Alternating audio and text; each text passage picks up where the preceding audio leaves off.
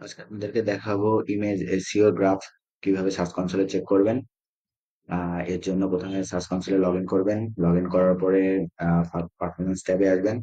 Performance ট্যাবে আসার পরে এই জায়গাটায় ওয়েবের এখানে ক্লিক করে এখানে ইমেজ সিলেকশন করবেন, দিয়ে অ্যাপ্লাই করবেন।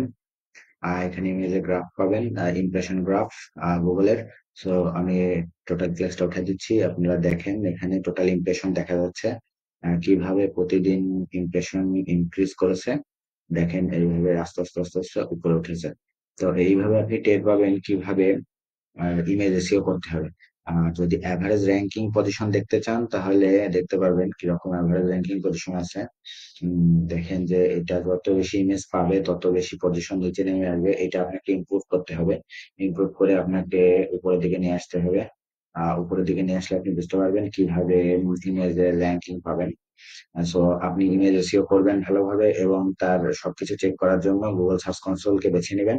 এখানে অনেক কিছু দেখানো যায়। সার্চ কনসোল আসলে গুগলের একটা অন্যতম মাধ্যম, যে মাধ্যমের মাধ্যমে আমরা জানতে পারি কিভাবে ওয়েবসাইটের গ্রোথ সার্চ কনসোলে সার্চ ইঞ্জিনে যাচ্ছে। সো আপনি সবসময় সার্চ কনসোল খেয়াল রাখবেন এবং সার্চ কনসোল চেক করার উপরে। ধন্যবাদ সবাইকে।